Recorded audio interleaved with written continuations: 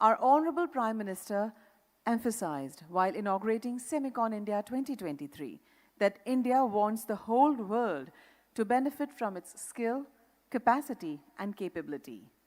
He stressed boosting India's potential for global good and a better world.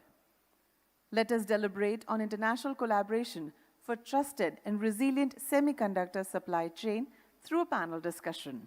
I would like to call upon stage Shri Anshuman Tripathi, member NSCS as moderator.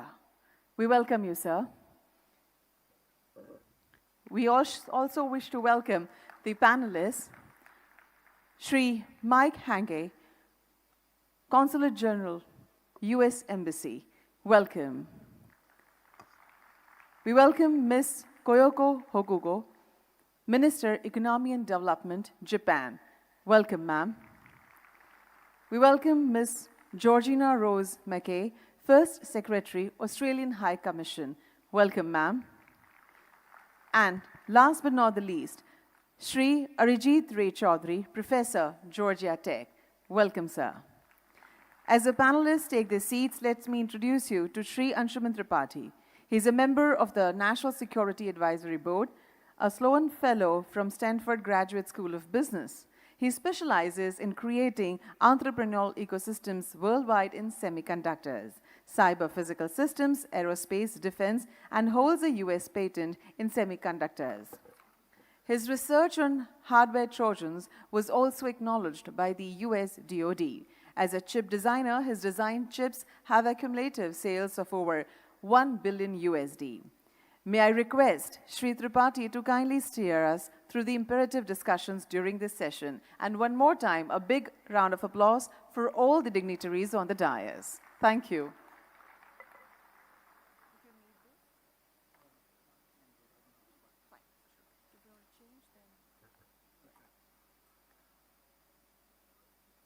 Thank you, Madam. Good morning, Semicon India. And my heartiest congratulations to you all. Yeah, you need a round of applause. Wake up. It's the third day of the Semiconductor Conference. It's a Sunday morning, and breakfast is served today at the hotel, whichever you're staying, till 11 o'clock. You put all that aside and showed up here, as they say in the United States, bright-eyed and bushy-tailed. So you certify as a hardcore semiconductor fan or a hardcore semiconductor practicing person. Congratulations. If you need an official certificate, I'm sure the ministry would like to give you one.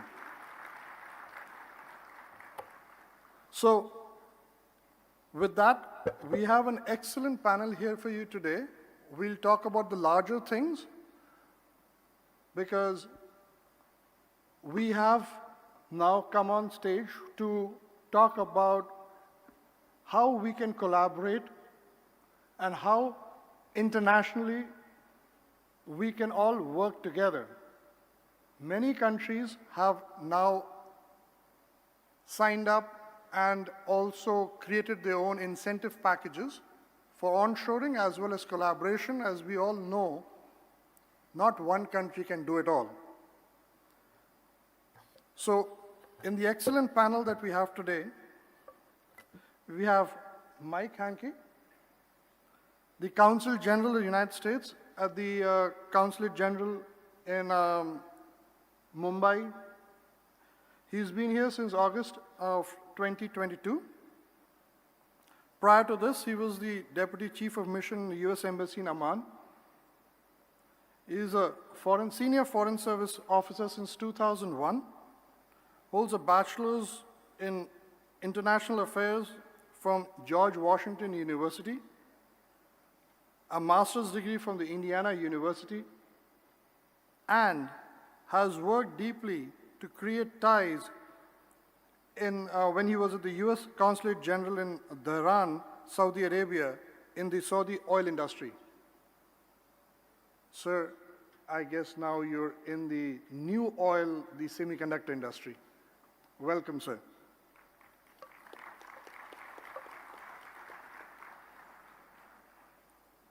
Ms. Kyoko Hakugo-san, for those who don't know, san is the courteous way of referring to a person in Japan. So, Kyoko-san is the Minister of Economic and Development at the Embassy of Japan in New Delhi. She's had a distinguished career and held several positions of eminence. She promoted bilateral diplomatic relations between India and 22 European countries when she was the Director of Western Europe Division of the Ministry of Foreign Affairs in Japan. Before that, she was in charge of diplomacy regarding gender equality and women empowerment as the Director of Gender Mainstreaming Division of MOFA. And I can assure you, ma'am, this is the most gender-balanced panel of Semicon today. We also have Ms. Georgina Rose Mackay, the first Secretary Economics from the Australian High Commission in New Delhi. She leads on cyber and critical technology policy, has been in India for 2.5 years, so she's got used to the spicy food. She holds a BA and JD from the University of Melbourne and has held roles across the public service as a lawyer and policy officer, including the international cybercrime negotiations, and as an expert on privacy law. Welcome, ma'am. We also have a professor of Indian origin, Professor Arijit Ray Chaudhary, who is the Steve Chadwick Chair and Professor at the School of Electrical and Computer Engineering at the Georgia Institute of Technology in Atlanta, USA.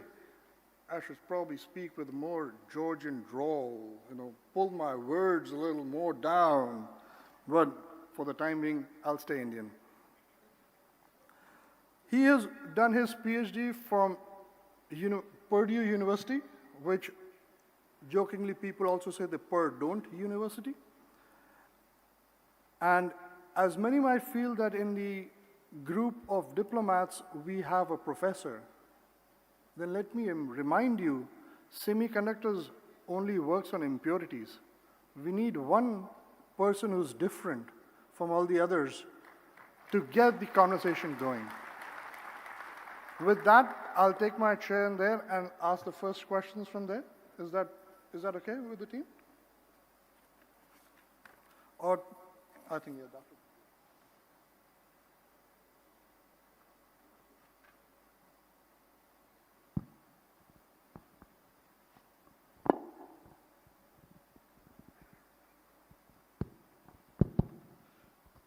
To set the stage, I think, how about we start with a 2-minute, you can share about your individual countries' efforts in semiconductors and international collaborations. Would you like to start, Hakuga-san? Okay, thank you very much. Well, it's a great honor for me to speak out in front of such a huge number of people, which are who are the specialists in semiconductor. I'm the diplomat and not the very much expert, but from diplomatic point of view, I'd like to make a contribution on this panel. And at the outset, I'd like to explain a little bit about Japanese policy, as well as the very recently concluded MOC on the Japan-India Semiconductor Supply Chain Partnership, which has concluded just 10 days ago. So please let me explain about these two things.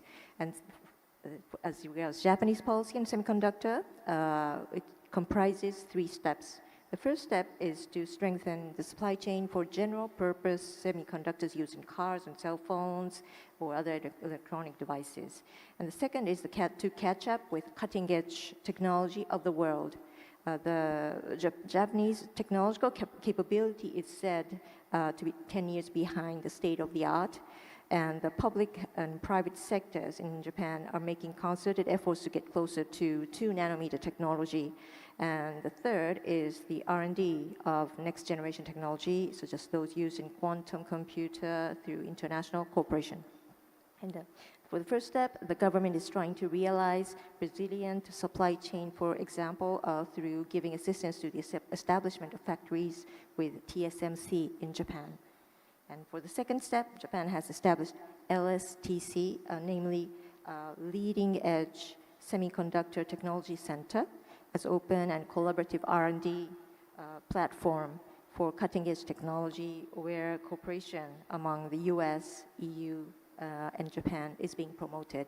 So we are at the same time announced the establishment of Rapidus, which is supposed to be a mass production entity of that very high level semiconductor. So we expect the result of the international cooperation in R&D in making Rapidus up to speed with the most advanced foundries. So in each step, as you see, we need international cooperation. So not only to advance our technology, but also to strengthen resilience of our supply chain. And it is quite important to collaborate with countries which we can share value and trust. So for us, it is logical to see India as one of the important partners to enhance cooperation in this field. In this backdrop, Japan has concluded the Japan-India Semiconductor Supply Chain Partnership. And we expect mainly 2 points from this new partnership. The first point is to promote talent and workforce development. Japanese companies are highly interested in Indian semiconductor human resources, and especially in the field of design. It is said already that 20% of talent in Intel, Micron, and other top companies are Indians. And Japanese semiconductor company Renesas is already collaborating with Indian company with establishing R&D center in Bangalore and in the area of EV as well as design personnel and starting human resource exchange. Okay. And the second point is the possible future collaboration in manufacturing. So we understand that India is wishing to establish a semiconductor manufacturing ecosystem in the country, and we would like to contribute to making it in the area where Japanese industry has a strength. So well, in several areas like equipment or specialty chemicals, we would like to attract the Japanese industry to be interested in the Indian market. And in this way, we would like to strengthen the semiconductor area, strengthen the tie in semiconductor area with India as partners with mutual trust and contribute to the resilient supply chain in the world. Thank you. Wow. No wonder Japan is one of the frontline players in semiconductors. There's lots going on. Mike? Thank you, Anshuman. Namaste, मैं बहुत खुशी हुई कि आपके साथ बोलता हूँ आज. And for my Tamil friends, Vanakkam and Rumba Sandoshamaga. I studied here in high school and then I came back to work and I found a lot of people are from the state where I studied in Coimbatore. So it's great to be here. It's great to be on stage with our Quad partners. It's great to have this invitation and to follow the Honorable External Affairs Minister in speaking. There's 3 things that I would emphasize today. Number 1 is that the US and India are indispensable partners in the 21st century. And this is based on everything from people-to-people connections. That, you see 4 million Indians in the diaspora in the United States. India is the #1 sending country for students going to the US. India and the US, the US is the #1 trading partner for India with $191 billion in trade last year. Beyond that, we share fundamental values And as my counterpart from Japan was saying, we share a similar vision for the world, a world that's peaceful, fair, free, and open. Now, when it comes to semiconductors, the US only produces 10% of all semiconductors in the world. Unfortunately, most semiconductor production is concentrated in just a very few places. And for those of us that share values, that presents a risk. Our goal is to de-risk that economy, to build a safe, secure, and diversified global ecosystem for semiconductors so that it can power the world. Today, in conferences like this and what India is doing, I see a golden opportunity. This is where India can come in. India can come in to present a new alternative in these global supply chains. The US is putting investment into helping India and similar like-minded partners to build that supply chain. We see evidence just this week with the investments that US companies are making, voting with their feet. Take a look at the Micron investment here in Gujarat, the announcements by AMD, by Lam Research to come in. And it's not only in ATP, it's not only in research and design, but it's also in skilling. So as the President and the Prime Minister said, it's everything from the seas to the stars that we can collaborate, and that same diversity of collaboration is true in semiconductors. Thank you. Thank you, Mike. Georgina? Thank you very much, and thank you very much to the Honourable Minister for External Affairs, Jaishankar Ji, to the India Semiconductor Mission and the Ministry of Electronics and IT for putting on such a wonderful conference in these past 3 days, and of course to our moderator and my fellow panellists today. It's truly an honour to be here. So that we know that the global technology landscape is evolving at an unprecedented pace, and geostrategic competition is impacting the development and use of critical technologies. And as we're all aware, the need for semiconductors and the security of their supply chains has grown in importance in recent years. We really welcome India's decision to invest in developing an India semiconductor design and manufacturing ecosystem. And as Australia is an importer of semiconductors, we are pleased that steps are being taken by like-minded countries to diversify semiconductor supply chains. The Australian government recognises the importance of critical technologies and is targeting $1 billion of investments in critical technologies through the National Reconstruction Fund. In May 2023, the Australian government updated the list of critical technologies, and on this list include advanced manufacturing and materials technologies, including semiconductors. Australia has value to offer across the semiconductor ecosystem, from critical mineral inputs through to design. Australia's critical mineral strategy is the government's plan to grow our critical minerals industry. With our rich geological endowment and track record as a reliable exporter of resources, Australia can play a pivotal role in delivering the processed minerals the world needs. The government is targeting $500 million of new investment in critical minerals projects via the Northern Australian Infrastructure Facility. In 2022, Australia added 2 new minerals to Australia's critical minerals list: high-purity alumina and silicon, which reflects the expanding significance of mineral inputs in strategic applications like semiconductors. Australia also has existing strengths in areas of competitive advantage in the semiconductor supply chain, including in niche capabilities in design, manufacturing and research, as well as in silicon irradiation, which is required for some high-powered applications.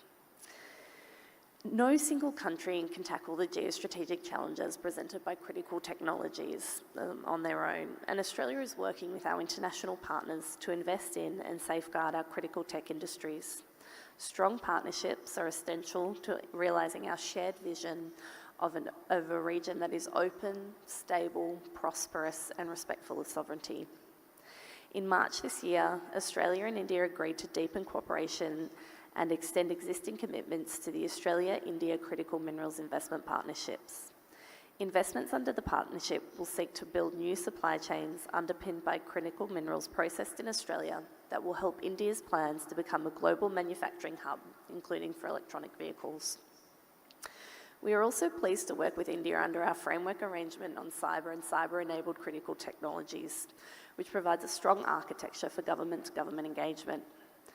The Quad 2 has focused on critical technologies, and Quad partners are leveraging our combined strengths and capabilities to tackle critical tech challenges. This includes through ensuring critical and emerging technologies are governed by shared principles, bolstering resilience against cybersecurity threats, and cultivating next-generation STEM talent through the Quad Fellowship. The Quad has also mapped its capacity and vulnerabilities in global semiconductor supply chains and has decided to better leverage our complementary strengths to realise our diverse and competitive market for semiconductors. At the recent Quad Leaders Summit, our leaders welcomed the launch of the private sector-led Quad Investors Network. The network will aim to facilitate investments in strategic technologies, including clean energy, semiconductors, critical minerals, and quantum technologies. Our efforts across borders and with trusted partners will enhance our shared vision of developing diverse, secure, and reliable supply chains for semiconductors. Thank you. Thanks, Georgina. India sees Australia as a very strong ally in many things, including the critical technologies. We welcome you here. Professor Arijit, I understand as an academic, there's a lot of effort you're doing between the two nations in semiconductors and critical technologies. Please. Sure. Yeah, first of all, thank you, Angshuman, for the introduction, and thank you, everybody, for inviting me. So this is a real honor. I'm, of course, the impurity in the group, so I'll try to keep my conversation in a different direction. So to me, supply chain is all about talent, and semiconductors is one area where, as Mike mentioned, the manufacturing is getting concentrated in particular areas of the world, and so is talent. So providing diversification of talent is another critical aspect of being able to have more of a globalized supply chain in the world. So the couple of points I'm going to make is one, the first one would be on research. There are lots of opportunities for us to kind of collaborate on research projects and research-related activities, particularly with the strong presence of the semiconductor companies coming to India. There is a huge zest for I'd say collaborative research, which has direct implication on manufacturing, design, as well as the entire stack for semiconductors. Very recently, right before Prime Minister Modi visited the White House, there was a report which was written by the Association for American Universities on how to collaborate with India, particularly in research, and that is there were a lot of contributors there, mostly from the US, and as well as with inputs from the IITs and IIScs. So that is going to act as a blueprint for many of the things that we need to do, particularly in understanding how research has to be conducted. Particularly, there is a renewed focus on research which has dual use, which means both on the commercial side as well as on the defense side. The next part is particularly important because in the US we have, for example, different levels of technology readiness, and we know how to work across those TRL levels on areas, on research areas which have, let's say, confidentiality and export control associated with it. So that's something that we need to figure out in the next several years on how we are going to manage those issues as we start working research collaborations across the countries. So there was also IndusX, which is a new initiative for lab to startup incubation, both in India as well as US jointly. Again, with a focus on defense technologies. There are lots of opens that we need to kind of close on, particularly with the relationship to sharing of IPs, sharing of information and all that. And I see a lot of enthusiasm, across the two countries to be able to bridge those gaps. The second point I want to make is on education and skill. I think there is a growing understanding that we and the semiconductor industry are the need for the industry and what we can produce in terms of the number of engineers and qualified individuals. I think that gap keeps on increasing every year. So it's critical for us to be able to share our experiences with our Indian colleagues in terms of education modules, both in classroom as well as upskilling people who are already in the industry. So I think there are lots of opportunities there for us to kind of collaborate as well. Again, I'd say many of these large public universities in the US are global universities. For example, Georgia Tech has campuses in France, we have campuses in China, So we can use some of those learnings that we have had in the past on how to kind of provide education and educational modules across the globe. So as we are looking at supply chain of talent, as I'll put it, I think there are definitely opportunities for us to have a very strong presence in India. So I'm looking forward to that. Thank you. So now that the stage is set, or should I say the August stage is set in July 2023, we gather here today to discuss international collaboration in trusted and resilient semiconductor supply chains. I suppose I can split those supply chains into 4 categories. One is the wafer and chip supply chains, and one is the semiconductor tool supply chains, and then the semiconductor raw material supply chains, and lastly, the talent pool supply chains. In that context, recently, the United States and India got into a partnership called ISET, the Initiative on Critical and Emerging Technologies, which has semiconductors as a strong component. Mike, would you like to share some thoughts on that? Yeah, thanks, Anjuman. Last, April 2022, when the Prime Minister and the President met in Kyoto on the side of the Quad conference there, they said that across our governments, civil society, academics, and businesses, we needed to focus on critical and emerging technologies. Semiconductors is one. Also in space, artificial intelligence, quantum computing, and biotechnology. And through multiple rounds at the highest levels of both of our governments, between the national security advisors of both countries, Doval and Sullivan, and then with breakout sessions among our interagency on the executive branch in both countries, we've held follow-up meetings. It's been one of the most exciting elements of my career to watch the energy behind this critical and emerging technologies initiative. Right now, what we've got is a commitment on both sides to focus on the technologies that connect our people, that protect our people, and then ways to detect vulnerabilities and risks. There's a fancy term that was announced earlier this spring that we're trying to build innovation bridges between India and the United States. What does this metaphorical bridge actually mean?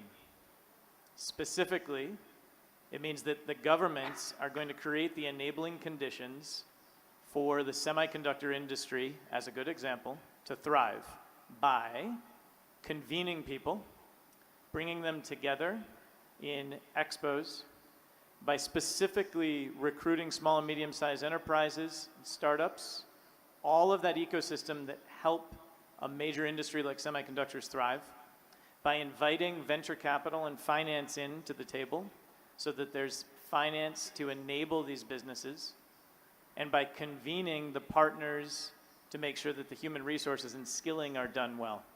Everything from Georgia Tech to Purdue that I know that's here, they're doing some great work, and we heard that even just yesterday when we hosted a skilling roundtable with the Indian government, with local businesses, with American companies, and with US and Indian universities. So the next thing that's going to come is hackathons. Now, hackathons happen all the time. What's going to be special in the Innovation Bridge through ISET is a hackathon specifically targeted at major challenges that governments in like-minded countries like India, the US, and our Quad partners recognize face us in the 21st century, and that are going to need whole-of-society answers. We're planning on the next hackathon in the coming months as a way to invite Indian students, researchers, government agencies to work with our counterparts to say, how are we going to solve some of those challenges? And then put the best ideas together with finance and research institutions to bring them to fruition. Thank you. So, as Mike shared, we're working on multiple technologies, space being one of them. And I bring up space in specific because we in India have matured semiconductors for space with semiconductor complex in Mohali, and there are only a very few, I would say a handful of fabs in the world which can boast that their chips are today sitting on Mars and Moon. And India is one of those few countries which is proud to say our chips are sitting on Mars and Moon. Thank you, Semiconductor Complex Mohali. And some of you, as the Honorable Prime Minister says, the naysayers, that 180 nanometers is an old technology. Let me remind you, you want a conservative, proven technology when you send a chip to space. You don't want to send a chip across to Mars and then realize you left a bug. And then you say, oh, sorry, can I order Tomato, Zomato, or Swiggy to send a part to Mars and change that? So we are looking forward to further collaborations. Thank you, Mike. And Kyoko-san, we understand in the very recent past, last week or two, India and Japan also got into an MOC. In cooperation, would you like to share a little bit about that? Okay. Well, at my first remark, I already touched upon a bit, but this creates a government-to-government policy dialogue platform, and in that we could discuss whatever to tighten our cooperation. And what we put in already in the MOC, one is the human resource, the talent and the workforce development. And I've already said that the Japanese industries are very much interested in Indian talent, and which is already very, very active in design field. But maybe we are trying to catch up to the very high cutting edge skill on semiconductor, and we are trying to have the R&D center as well as the manufacturing entity in Japan, and maybe in that endeavor we would like to collaborate with Indian people. And at the same time, I understand that not only in design, but in the manufacture phase, workforce, many engineers are needed. And we know that there are many high-skilled IT engineers are in India. And in the manufacturing part, we would like to collaborate to raise the engineer fits to that, specialized to that that phase. And this is one. And another one is, of course, the contribution to the Indian manufacturing ecosystem. And I understand in Japanese industry there are some very strong area exists, like the very specialty chemicals or gases, and in that those companies who are producing that kind of equipment and materials, which I think we have already supplying in India, but would like to invest in India more. And of course, this is not decided yet, but the discussion will be starting, and I would like to see that this MOC, the conclusion of MOC itself, give impetus to the industries of both countries to do more business together. Absolutely. I think we look forward to that contribution. You mentioned two specific supply chains. One is the talent supply chain, and one's the tool, technology, and raw material supply chain. So three parts of it. And I think we are also catching up to the newer technologies. And you have a wide experience in gender equality, and now maybe you can help us do technology equality as well. And you mentioned about talent. Would the language differences need a little more mitigation? would Indians need to learn a lot more Japanese and maybe the other way around learn some Indian languages? Yes, I think, of course, many people speak, Japanese people speak English nowadays, especially in the semiconductor area, but you, you're very good. I already know that you're good in Japanese. With perfect, Arigato. yes, perfect pronunciation. But it is true that if the Indian people could speak Japanese language, it helps a lot. So between India and Japan, one of the very important area of cooperation is Japanese language education in India. And we also have the MOC on that. And we have revised that this year. And nowadays the Japanese language learning population in India is not much yet, but this is very important and for promoting the cooperation in semiconductor sector too. So I recommend the Indian people to touch upon to start in Japanese language, and we would like to help the Japanese language education in India. Thank you. Also, on the other side, on the raw material and gases side, I've personally been very passionate about a specific gas without which we cannot make semiconductors, and that is neon. In the recent past, the price of neon shot up 9 times, 900% in the international market for semiconductor neon.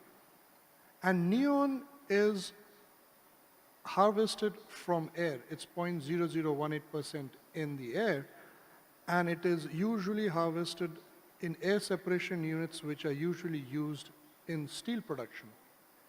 India is the world's second largest steel producer, and thus, by default, we are also the second largest neon producer in the world. And the world's largest air separation unit is in the home state of Gujarat, in Jamnagar.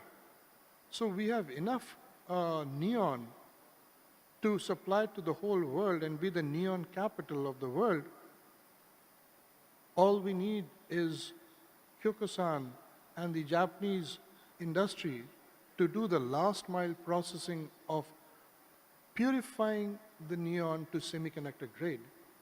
And we would be part of the international supply chain of neon and other gases.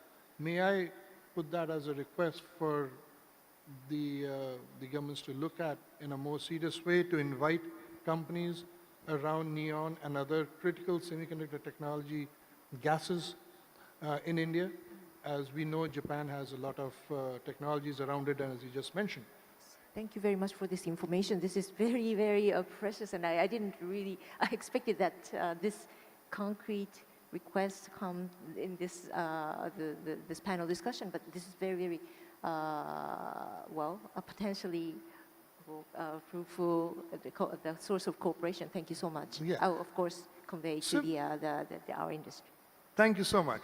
And as this highlights, there are a lot of opportunities for India to enter the supply chains from a raw material perspective. We are a large country and a big country.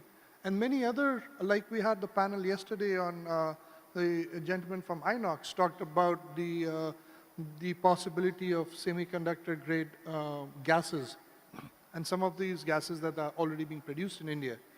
Coming to Australia, and Australia is part of the Quad, many might not know that in quantum computing, Australia has a lot of technology to share, and many of the quantum computers are actually built on semiconductor components which are super cooled down to cryogenic levels.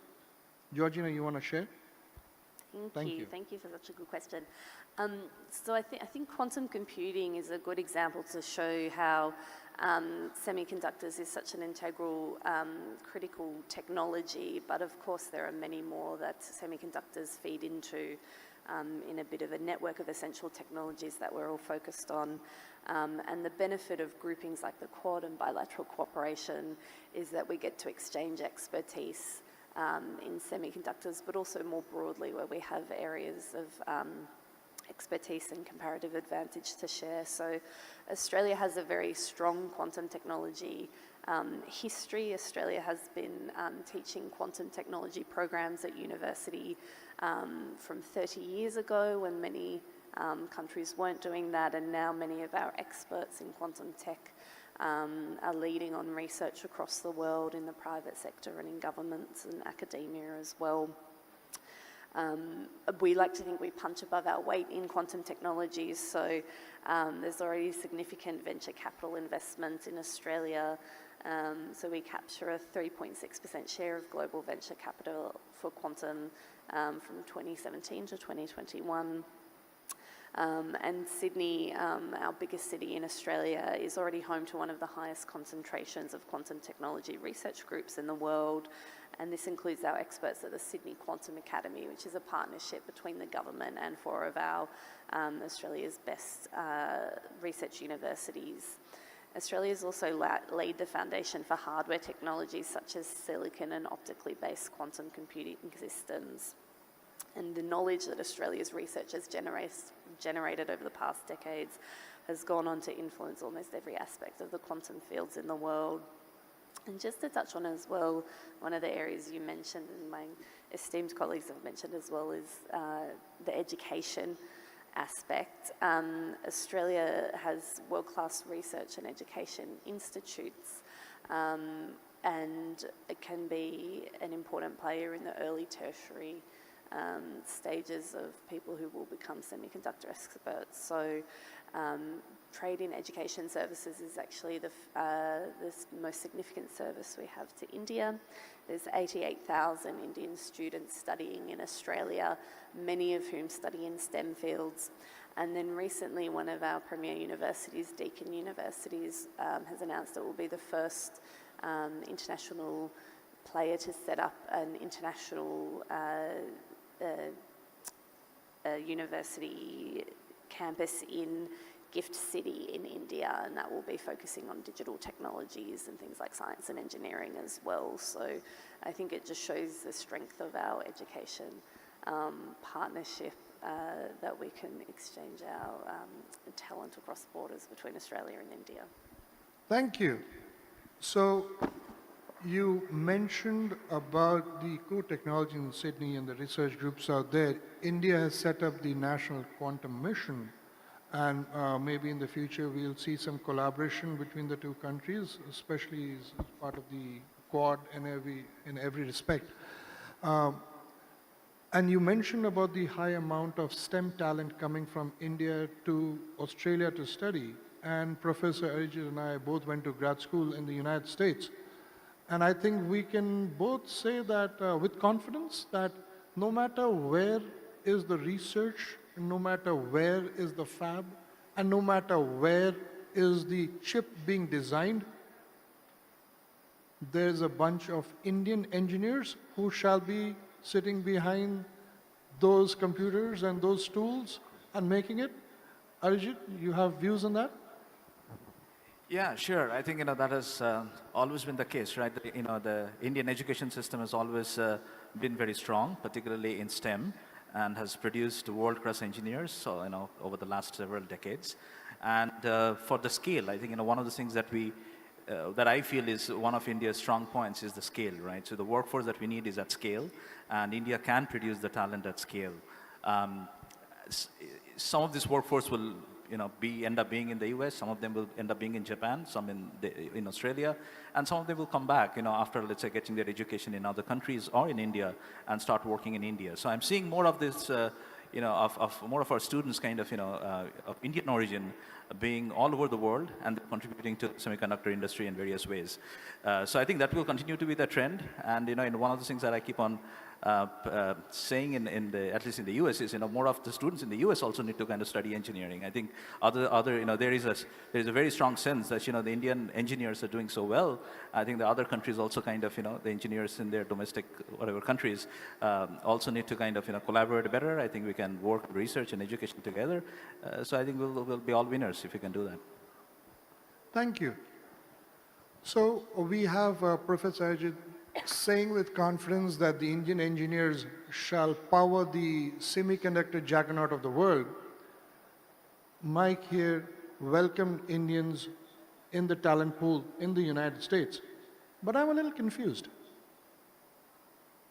Recently, Cato Institute, also in the United States, published a report that if you came to the United States on a work visa like the H-1B to work in semiconductors, and you had an advanced degree and you applied for a green card, in the employment-based category, one of them, for advanced degrees, the waiting period only for Indians is about 150 years?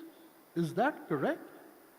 And if that is, are we thinking, is it hereditary from father to son, or are we expecting reincarnation and rebirth in the United States? Or am I misreading it in some way? Or a digital avatar. Oh, Yeah. there you go, yeah. No, thanks for raising that. And anytime that I speak with Indians, we get talking about visas, and I'm actually really happy to talk about it because there's such desire to travel to the United States, and there's multiple paths to do it. So I appreciate opening up this topic. If you start in the beginning of how people first get to the US, you look just at total number of visas. I'm very proud that out in Mumbai earlier this year, we hit a point where just our consulate in Mumbai became the second busiest visa issuing post for the United States in the world. We brought in extra resources, 45 temporary duty staff from around the world. We started a few innovative solutions that we had never done anywhere else to do back office processing for Indians, for visa renewals. And what that got us to is a point where this summer, for students who are trying to go to the US, by the beginning of July, we had already seen every single Indian student across India who wanted to be able to make that first step to get to the United States so they could get there for the beginning of the fall semester. We're trying to make sure that that pipeline is gender diverse. We're trying to make sure that more women are applying not only for STEM fields, but for fields across the spectrum. And then the next question is, okay, you go to study. Now you've got your studies, and maybe you convert to an H-1B technical worker visa. It's practical and efficient to be able to renew that visa to remain in the United States without having to travel. If you're already in the Bay Area, why come all the way back from the United States to India just to renew your visa? And something we announced during the historic visit of Prime Minister Modi to Washington last month is that we're now, for Indians, going to pilot a program where you'll be able to renew that visa inside the United States. That's great. The next step is what you're talking about with the EB-2, to see if you can convert on employment-based classification to a green card. And that's numerically limited around the world. And I'll acknowledge that it is a long wait. For But- India. Yeah. Okay. But that's not the only way to be able to work in the United States. Most of our countries that offer student visas have an optional practical training period to work afterwards, and that period's twice as long in the United States if you're working in a STEM field. You can work as the H-1B, and now with this program that we're doing for US-based renewals, you can remain on, and then that EB-2 facility remains open. What we're trying to do across the board is to see also through joint degree programs. My Australian counterpart was mentioning the interest of international universities to come here. I've seen dozens in the last year of US universities who are interested in doing twinning or joint degree programs between the US and India, so that an Indian student more cheaply and quickly can do maybe a 3+2 or a 4+1 and get degrees both from an Indian institution and from a US institution to make them even more qualified, more quickly and cheaply, to work into the labor market. Thank you. So, going to another topic in here, semiconductors is a cyclical business. We go through periods of oversupply and undersupply in the demand. We just had the issue with COVID, with the automobile industry internationally feeling a crunch. There were supply lines and production lines which was stopped. Now, with almost every major country putting in an initiative, $52 billion in the United States, $47 billion in the EU, and a similar amount in Japan, is there a possibility we might end up with an overcapacity and an oversupply in the near future in the manufacturing sector? Any of you care on the Kyoko-san, yeah?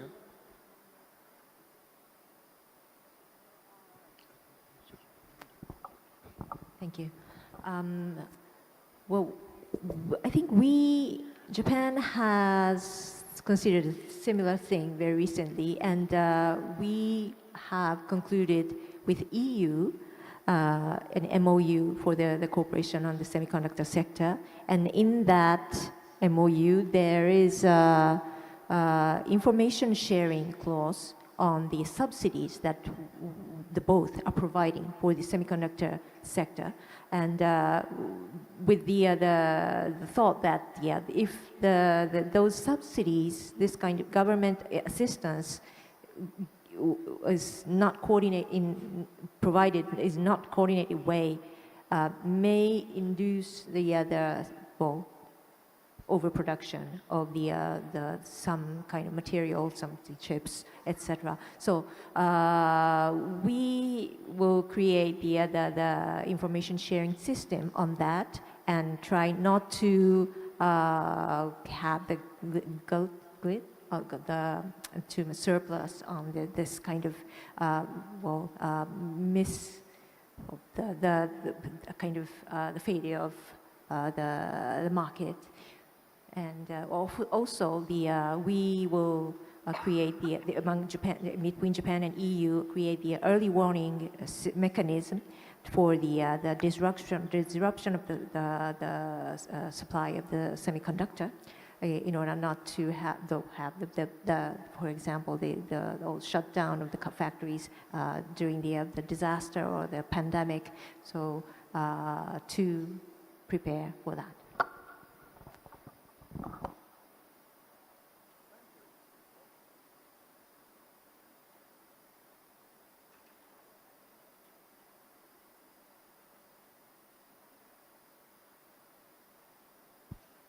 Can you, yeah.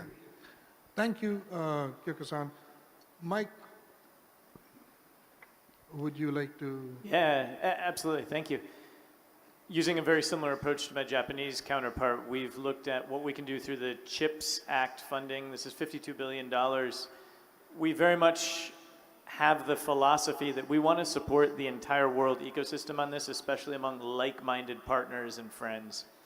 We're not looking to wall off any one country, certainly not our own, from the global market. And the idea is, what can we do to friend shore, to bring to a country like India or others some of this capacity so that there are multiple centers.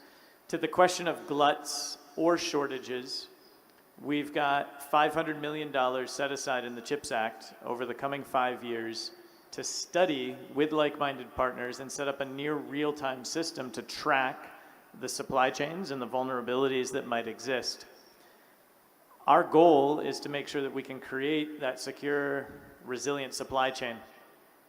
One thing that came up this week in the discussions that we're very impressed by and we applaud is the way that India is looking at production-linked incentives for who will take the offtake of that production. Because the companies ultimately are the ones that need to make the commercial decision. We're only setting the operating conditions for success. And the way that India is using PLIs to make sure to attract that offtake ecosystem. So if something's produced, what kind of components are going into, which industry, maybe electric vehicles, solar panels, advanced electronics, that will help ensure the health of the overall industry. And I think helps smooth out some of those spikes and dips that might otherwise come. Wow. So from Jersey shores to Chennai shores, we can have a friend-shoring out there between us. And as Kyoko-san talked about the information sharing, I can say beyond doubt, the IT infrastructure to make that information exchange would be done by some Indian company.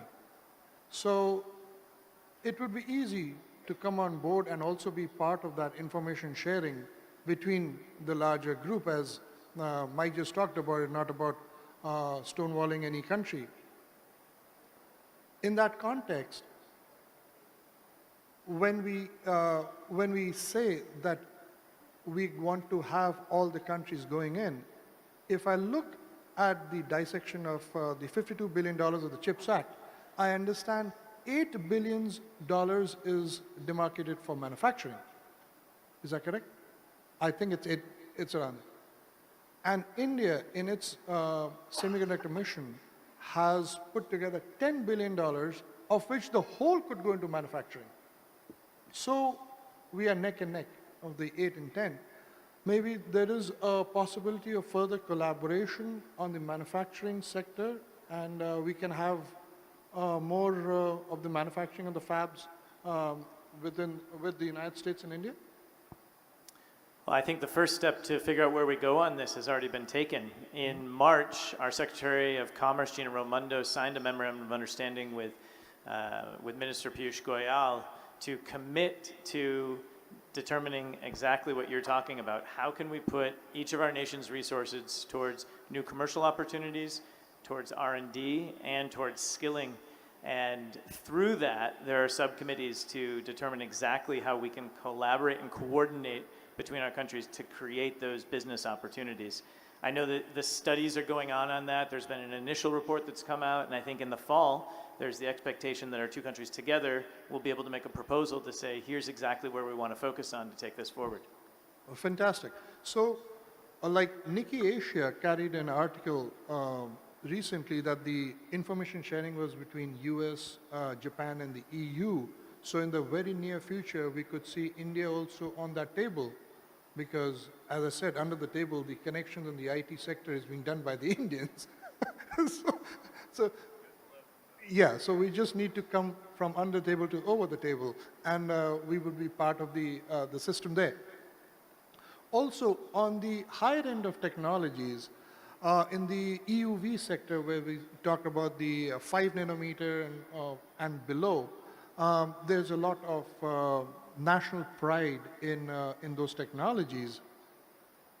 And it is usually seen that such strategically controlled technologies are not bought and sold, but they are bartered.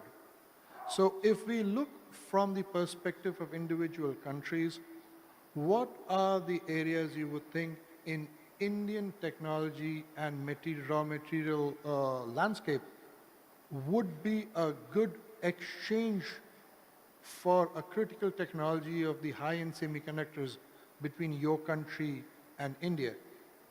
Kyoko-san, would you hazard a try?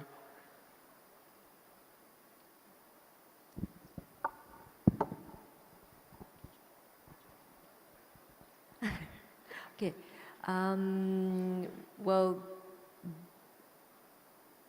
what I would like to say is that the barter is, if we look from the government point of view, of course, talent and maybe manufacturing capacity in India. But of course, this is very complex system with the private companies which decide,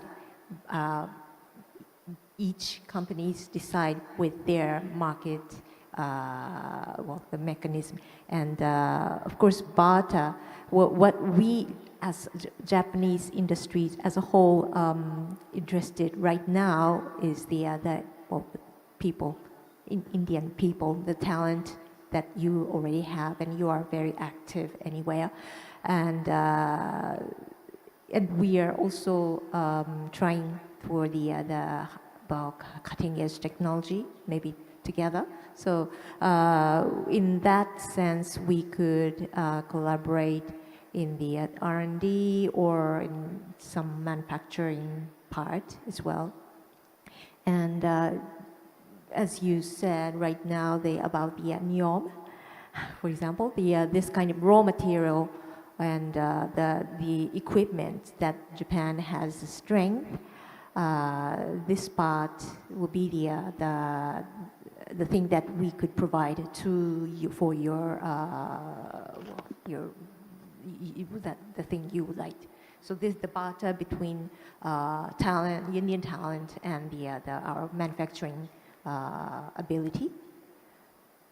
But of course, this is just the whole big picture and of today, and the tomorrow, what will happen, what will be changed, and we would anyway. What the basis is that we have sharing the value, and we consider that India is the good partner for in this sector, this critical and emerging technology area.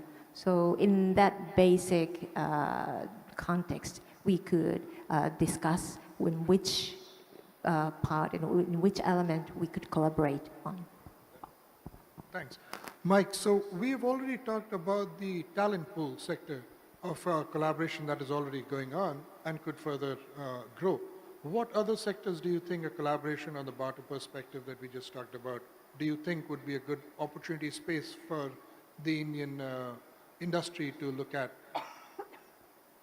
Yeah, the areas where we would look would be the industries that are going to use those chips, and the booming industries around the world right now in that, where the technology is still being developed and will lead the world in this 21st century, is clean energy transition. So I'm thinking about battery storage, energy storage, electric vehicles, space, quantum, and artificial intelligence. These are the areas that we're focusing on through ICET, the Initiative on Critical and Emerging Technologies. I think India already, with the great work that it's done in its auto cluster, has the opportunity to grab a lot of capacity in the electric vehicle sector. We're putting money in from our side into development of the solar panel sector. I'm very impressed with what India does at scale, as the professor was talking about, especially in finance, leading the world with some of the tools that India already has through the India Stack.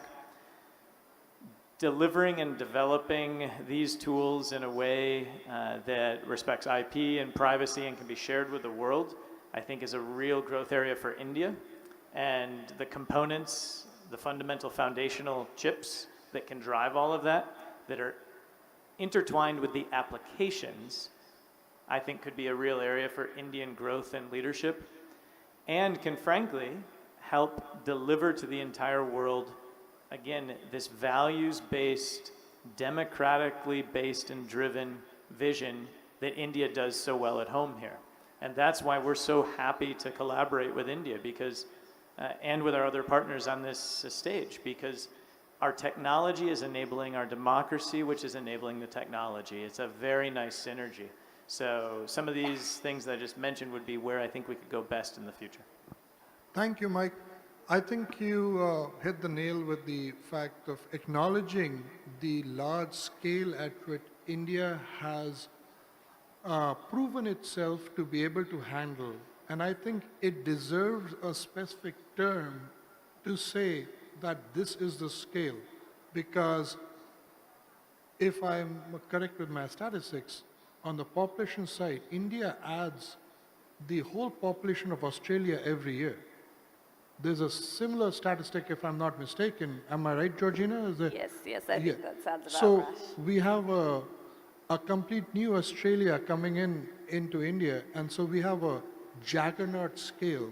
So I think going forward, when we talk about Indian technologies can handle scale, it's a different scale altogether. We should say juggernaut scale. So we handle JS scale technologies.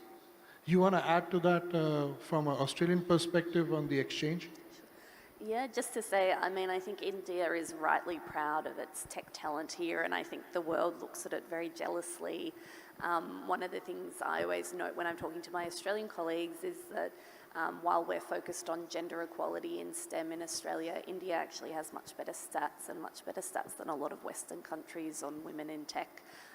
It's not to say that there aren't still challenges, but it's something that I think we can look to learn from India. I know many Australian companies come to India to set up R&D facilities, and our biggest semiconductor company in Australia that produces the most semiconductors, Morse Micro, has set up an R&D facility in Bengaluru. So we're so lucky to partner with India on the tech talent side. And then, as the Honourable Minister for External Affairs said in his speech today, we also have a close partnership on critical minerals, which are essential for semiconductors, and then more broadly, as well as my colleague was saying, for the green energy transition, for things like batteries and electric vehicles as well. So there's great collaboration there. And it's just truly wonderful to be in India at a time when the Australia-India relationship, as well as the Quad relationship, is just really on an incredible upwards trajectory. In the last 5 years, my colleagues at home can't believe just the amount of collaboration across the board, including particularly on cyber and critical technologies. And the key areas of interest for us that we share with India often, we think about quantum technologies, artificial intelligence, next generation telecommunications like 5G and 6G, as well as biotechnology. And I think there's a lot more we can do in those areas going forward. Thank you. I can't believe it. Georgina just said that they are jealous of India in a few things. She used the J word in a different sense. So I really like the fact that India is now at a stage where countries like Australia are jealous of us. And yes, a little loudly, please.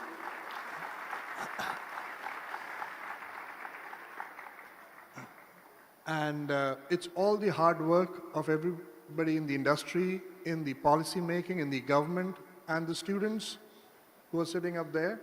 You have to work hard to make everybody else jealous as well. So work hard. And Professor Arijit, on that point, you want to share something about the efforts that you are doing a little more in the talent development in that part of the supply chain? Sure, yeah. Keep it short because we're coming to the end of Sure, time. so I'll keep it short. So I think the first wave of India's contribution to semiconductors was most on the design side, design of chips, design of packages, systems, software systems, and so on. I see the second wave of India's contribution is going to be on manufacturing, manufacturing of silicon, manufacturing of packages and packaging systems, substrates, and all of that. I think the three things that come together to make that happen would be the government, I think, which is happening. Academia needs to come together, and then with the corporations, with companies, right? When all three come together, we can have manufacturing and a very vibrant research community that thrives. So I think we are at that point in India where I clearly see the second wave of innovation happening in India in semiconductors. The other thing which is also very eye-opening is India as a market is also expanding quite a bit. Particularly, there's a huge demand for chips locally in India as well. So not only in design but manufacturing, very specific materials, very specific kinds of systems that you want to build. There would be a market in India itself. So I think overall, from my perspective, and I've been in this industry for more than 20 years now. So from my perspective, I clearly see the India's contribution is kind of, it's like this is a point of inflection. So, going from design to more of manufacturing to playing with the big players in the really hard business of building things. So I think that's very, very encouraging. Thank you. So as we come to the end of our panel discussion here, I think some points resonate with all, that we are all together as a team in this. We have to share resources, collaborate further. India provides a lot of talent and a lot of raw material in other areas where there's more room for collaboration going forward. There are countries who would like to collaborate further, and there's some who are jealous. And we have a roadmap to build the future together going forward. Any extra points that any of you would like to add?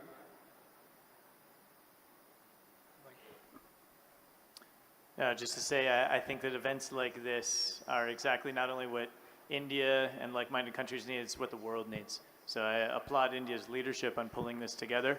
And I believe that events like this and the talent that's in this room and in our countries can help us achieve our ambitions. So, bahut bahut shukriya, dhanyavad, Ramanandri.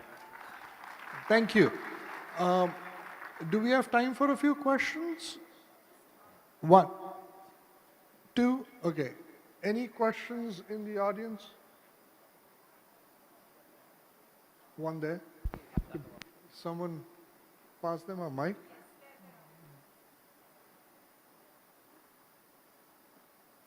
Please introduce yourself. Hi, good morning. Vijay Raghunathan from Purdue University. Thank you for a great panel. Question I had, and Mike, you briefly touched upon this, is as various countries, India, the US, and Japan, and others, set about their policies on subsidies, can we also have some talk, and would love to hear any of the panelists' thoughts on this. How do we make sure this is not a race to the bottom in terms of subsidizing or over-subsidizing each other? That's one. And the second part to that question is, as each of these countries also stands up their advanced research centers, whether it is the ISRC that India is talking about, or the LSTC, or the NSTC in the US, can we also think about some strategic cooperation on the R&D side between these research leading edge, I guess, national level research consortiums or corporations to really get the research innovation engine jump-started on a global scale? Thanks. Mike, you want to? No, thank you, Vijay. I appreciate the work that you're doing through Purdue, Georgia Tech, and others to lead the way. And what came out in our skilling roundtable that we held yesterday with about 50 partners from across industries and sectors is the need for a consortium-based thinking. However that gets shaped, that'll be developed. But the idea is, if we're like-minded in our goals and our ambitions and our values, then we should also most efficiently align and assign our resources. And we have some ways to do this as we look into the future. One of the best things that we can do, we've started through the Association of American Universities, which is a collection of leading research universities. I know Purdue and Georgia Tech are part of that. We invited them down to India. There was just the meeting back in the US earlier this month, leading Indian universities going there. And it's not meant to be exclusive, but it's meant to at least set the agenda on what the research needs to be. Because among like-minded countries, we don't all need to do everything. And I think if we align our resources in that way, we'll be better off. And then as we look at the industries that we want that to feed into, I think it's important to prioritize. And the leadership has been sending a clear signal. We need to prioritize on certain industries that are going to help us with clean energy transition. They're going to help us with biotechnology, with AI and quantum that will facilitate the future. That's important, that AI be a little more inclusive. I remember, my name is Anshuman, but back in the day when there were new systems which had come in Microsoft Word, they would autocorrect my name from Anshuman to anti-human. So I'm good. I'm looking forward to the AI growing further. Kyoka-san or Georgina, you want to add to his point anyway? Good. Next question.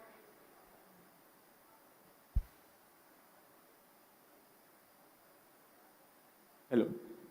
So, Please introduce yourself. yeah, so I'm Deven from master student at IIT Gandhinagar. So, we all know how TSMC increased the geopolitical gravity of Taiwan, and also Jaishankar she mentioned about the cheap war things. So the question is, what are geopolitical views of all of you while collaborating with India?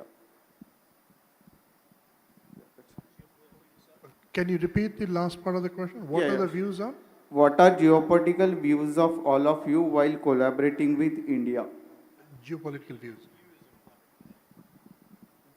Mike, any one of you? Thank you. I think that's a very good question, and it's probably the question that put this panel together is, what are the geopolitical imperatives for things like semiconductor as well as other critical technologies. And I think what we all know is that it's important to have diverse and secure and trusted supply chains, not only on semiconductors, but on a range of other technologies.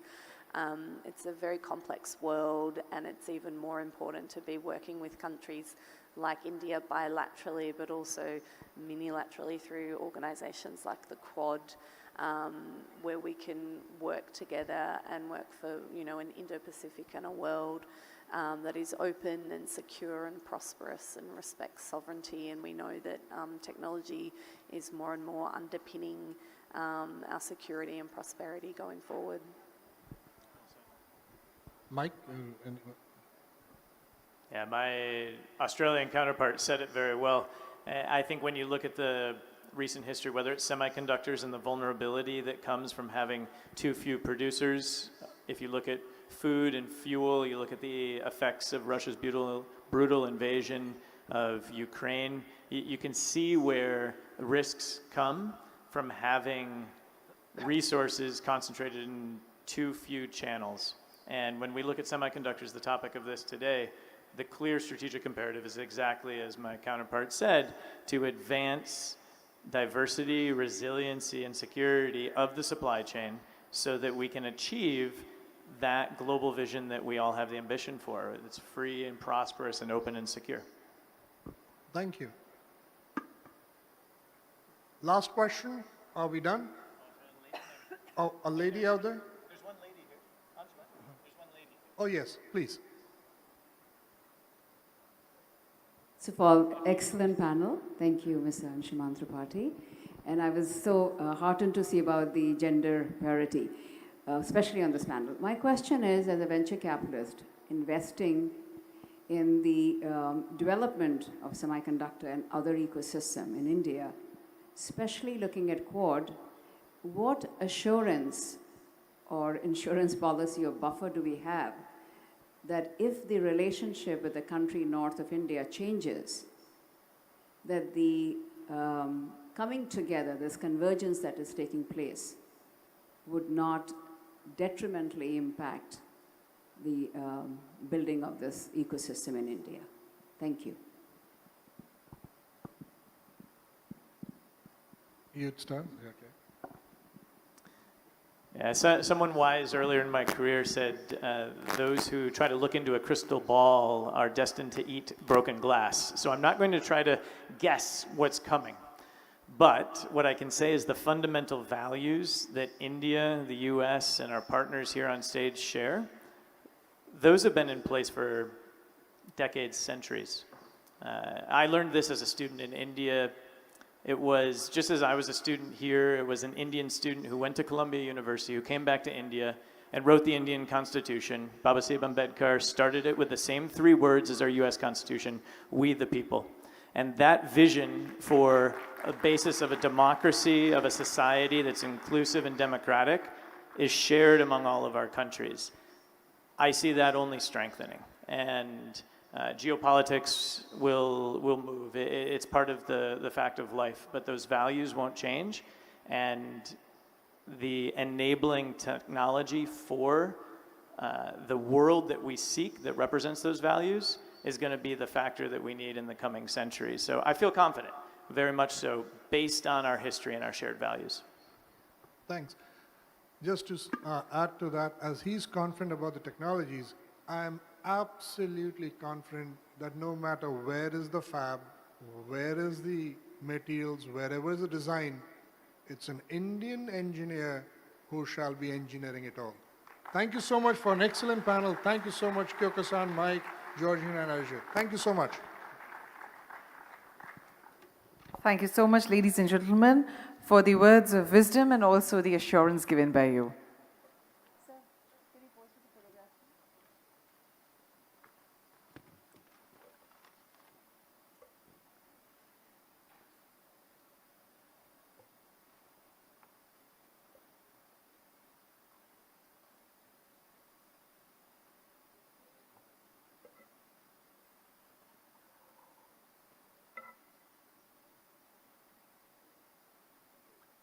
Thank you so much once again.